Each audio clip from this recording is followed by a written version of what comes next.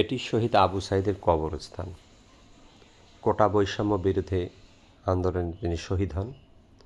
রংপুরের পীরগঞ্জ উপজেলার বাবনপুর গ্রামের তার বাড়ি।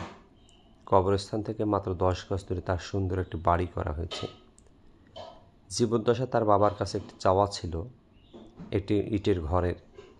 বাড়িতে তাদের ইটের কোনো গাঁথুনি ছিল না, শুধু দুটো মাটির ঘর ছিল। সেই ঘরেও আবু সাঈদ শেষ সময়ের দিকে থাকতে পারেননি। ফলে এ বাড়ি ও বাড়ি তিনি থাকতেন। তিনি জীবদ্দশায় বাবার কাছে বলেছিলেন, বাবা একটি হলেও ঘর করেন, আমার বন্ধু বান্ধবরা আসবে। সে ঘর হয়েছে, কিন্তু আবু সাঈদ নেই। এটি বাথরুম, এটি নির্মাণাধীন ঘর, এবং সবচেয়ে মজার ব্যাপার, এটি আবু সাঈদের মায়ের রান্নাঘর। চাল চুলোহীন বাড়িতে তিনি থাকতেন। অভাবের সংসারে বেড়ে ওঠা আবু সাঈদ শহীদ হয়ে যান। এই মাটির ঘরটি তার বাবা মায়ের পৈতৃক ঠিকানা। এখন আবু সাঈদ একটি প্রতিবাদীর কণ্ঠের নাম।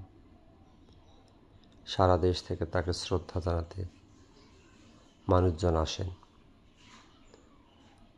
ঘরটি দেখেন, আবু সাঈদের প্রতি দুঃখ প্রকাশ করে আফসোস করেন, সে আবু সাঈদ নেই।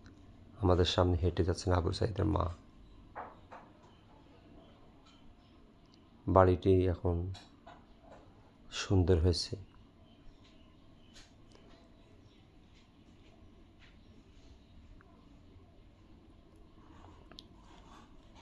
এই তার কবরস্থান।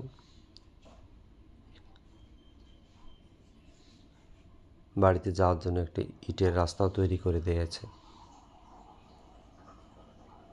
ভিডিওটি দেখার জন্য আপনাদেরকে ধন্যবাদ। ভালো লাগলে লাইক, কমেন্ট, শেয়ার করে সহযোগিতা করবেন।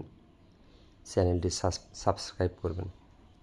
আসসালামু আলাইকুম ওয়া রাহমাতুল্লাহি ওয়া বারাকাতুহু।